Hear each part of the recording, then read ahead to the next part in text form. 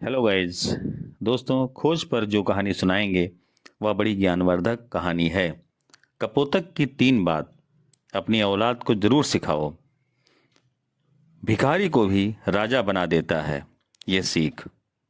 तो दोस्तों, अगर यह 3 चीजें दिमाग में बैठा लोगे तो आप संसार के किसी भी कोने में रहें, आप कभी भी किसी संकट में नहीं पड़ सकते। दोस्तों, अगर कबूतर की 3 बातें अपने जीवन में उतार लोगे तो तुम बहुत अमीर बन जाओगे। दोस्तों, एक बार एक पेड़ के एक खो में 2 कबूतर बैठे थे। तभी बहुत तेज बारिश होने लगती है। बारिश धीरे धीरे बहुत तेज होने लगती है, मूसलाधार बारिश।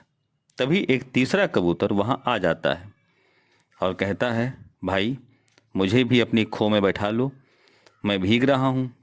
लेकिन वह कबूतर का जोड़ा मना कर देता है। वह बार बार कहता है, लेकिन उस कबूतर के जोड़े का दिल नहीं पसीजता। वह साफ साफ इनकार कर देता है। बारिश और तेज हो जाती है। तभी वह कबूतर उन कबूतरों के ऊपर बैठ जाता है और कहता है, मुझे बैठने दो, तुम मूर्ख हो।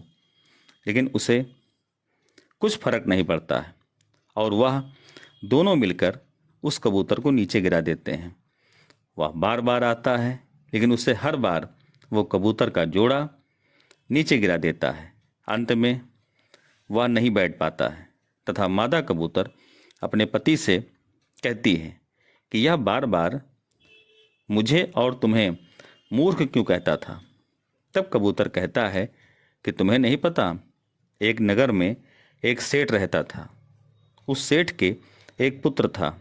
सेठ के पुत्र की शादी कर दी। शादी करने के बाद उस सेठ का लड़का कमाने के लिए विदेश चला जाता है। एक दिन सेठ की पत्नी पनघट पर स्नान करने के लिए जाती है। तभी वहां पर 3 राहगीर आते हैं, जिसमें से पहला राहगीर ने कहा, मुझे पानी पिला दो।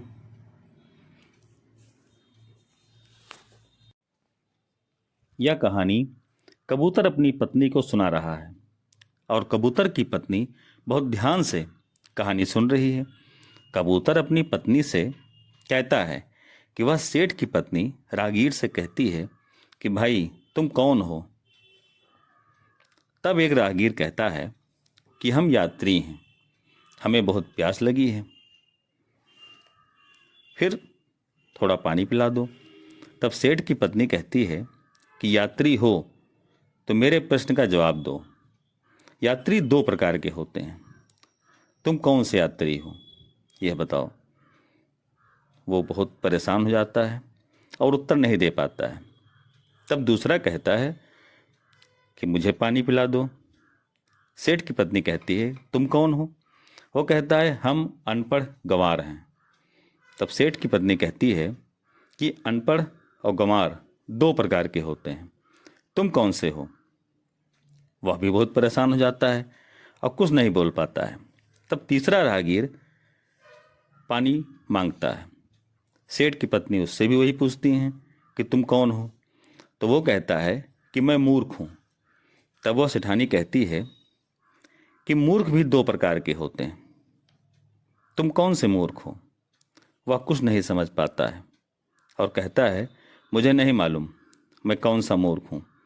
तभी तीनों राहगीर वहाँ से जाने लगते हैं कि ये हमें पानी नहीं पिलाएगी। तब वो सेठ की पत्नी कहती है कि रुकिए और मैं स्नान कर लूँ। स्नान करने के बाद मेरे आप घर चलिए और मैं वहाँ पर तुम्हें पानी पिलाऊंगी। और घर मेरा दूर भी नहीं है, वो इसी गांव में है। तीनों राहगीर उसके साथ उसके घर आते हैं। तभी उन तीनों को सेठानी के ससुर देख लेते हैं और बहुत गुस्से में होते हैं कि इसका मर्द विदेश गया है और ये पराए मर्दों के साथ घूम रही है। उधर वह उन सभी को पानी पिलाती है और भोजन कराती है तथा कहती है कि भाई मैं वहाँ पानी ना पिला सकी क्योंकि मैं नहा रही थी और मेरे कपड़े कम थे, इसलिए मैंने पानी से इनकार कर दिया था। और कठिन सवाल पूछे कि आप अपने राह पर जा सकते हैं, और इन राहगीरों को विदा करने के लिए कहती है और उनको विदा कर देती है। उधर वह ससुर सोचता है कि मेरी बहू बहुत ही बदचलन है और ख़राब है और पराए मर्दों को घर लाती है। यही सोच सोचकर वो बहुत दुखी होता है। अंत में वह सोचता है कि अगर कोई बीमारी होती है तो उसका इलाज ज़रूरी होता है, नहीं तो इंसान मर सकता है। वैसे ही मेरी बहू का इलाज भी होना चाहिए। उसका पति बाहर है और वो यहाँ है नहीं। उसके बाद वो सोचता है कि क्यों ना इसे राजा के पास ले जाया जाए, और वह सेठ राजा के पास जाकर राजा से सारी बातें बताता है और न्याय मांगता है। तब राजा पूरी बात को सुन करके अपने सैनिकों को सेठ की बहू को लाने का आदेश देता है। दोस्तों, यह सब वह कबूतर अपनी कबूतरनी को सुना रहा है। जब राजा के सैनिक सेठ की बहू को दरबार में लाने के लिए आते हैं तो वह सैनिकों से कहती है कि पहले राजा से पूछो उन्होंने मुझे किस रूप में बुलाया है, बेटी के रूप में बुलाया है या बहू के रूप में बुलाया है या माँ के रूप में बुलाया है, कौन से रूप में बुलाया है। तभी सैनिक वापस राजा के पास आते हैं और पूछते हैं कि उसने ये सवाल पूछा है कि जाओ पहले पूछ के आओ कि राजा बताए कि हमें किस रूप में बुलाया है। राजा भी बहुत कंफ्यूज होता है और वह अपने सलाहकार से सलाह लेता है। तब जाकर सलाहकार कहते हैं कि आप कि यहाँ का वो नगर में रहता है सेठ, इसलिए वह आपकी बहू हुई, इसलिए आप उसे बहू के रूप में बुलाइए। तब राजा उसे लाने के लिए पालकी भेजते हैं। बहू पालकी में बैठ जाती है और सैनिक उसे पालकी में लाते हैं।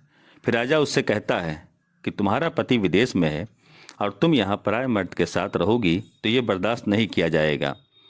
तब वह राजा को जवाब देती है कि मैं एक चरित्रवान स्त्री हूँ और हे राजन, मेरा कोई दोष नहीं है और ना मैंने कोई गलत कार्य किया है। अगर किसी प्यासे को पानी पिलाना अपराध है तो हाँ, मैंने ये अपराध किया है और इस अपराध को मैं बार बार करूँगी। फिर राजा पूरी बात विस्तार से पूछता है और सेठ की पत्नी ने पूरी दास्तान सुनाई। आखिर में राजा ने वह 3 सवाल पूछे। तब उसने तीनों सवाल राजा से कहे। राजा तथा मंत्री सब परेशान हो गए। फिर राजा ने सेठ की बहू से ही उत्तर पूछा कि वो महिला बताए कि इसका उत्तर क्या है। तब जाकर के सेठ की बहू ने कहा कि इसके बदले में मुझे क्या मिलेगा। राजा कहता है, चूंकि राजा उस समय राजा की बुद्धि कुंठित हो चुकी थी, तो वो कहता है कि उसके बदले में आधा राज्य मैं तुम्हें दे दूंगा। फिर वो बहू राजा से पूरे कागजात बनवाती है, लिखवाती है और उसके बाद कहती है कि हे राजन सुनो। वो तीनों सवाल जो थे, पहला सवाल था कि यात्री 2 प्रकार के होते हैं। तो हे राजन, वो दोनों यात्री हुए। पहला यात्री सूर्य हुआ और दूसरा यात्री चंद्रमा हुए, जो 24 घंटा दिन रात चलते ही रहते हैं। दूसरा मेरा सवाल था कि अनपढ़ 2 प्रकार के होते हैं। कौन कौन से? तो वो दोनों अनपढ़ जो हुए वो अन्न और पानी हुए, जो सबकी पेट पूजा करते हैं और सबकी सेवा करते हैं, चाहे वो पढ़ा लिखा हो चाहे अनपढ़ हो। और तीसरा जो सवाल था कि मूर्ख कौन होता है, तो पहले मूर्ख मेरे ससुर थे, जिन्होंने मेरी सारी बातें या घर की बातें बाहर बताईं। अगर वो एक बार मुझसे पूछ लेते तो मैं ही सारी बातें उनको बता देती। तब राजा बहुत चिंतित हुआ और वो कहता है कि फिर दूसरा मूर्ख कौन था? तो वो कहती है कि दूसरे मूर्ख तो आप हैं, जो सवाल के बदले आधा राज्य दे दिया। यह वो कबूतर अपनी कबूतरनी को समझा रहा था कि मूर्ख वही है जो बिना सोचे समझे अपनी बातें दूसरे को बताता है, जो लोग दिमाग का सदुपयोग नहीं करते हैं उनका पतन होता है। इसलिए सदैव दिमाग तथा विवेक का उपयोग करें। धन्यवाद।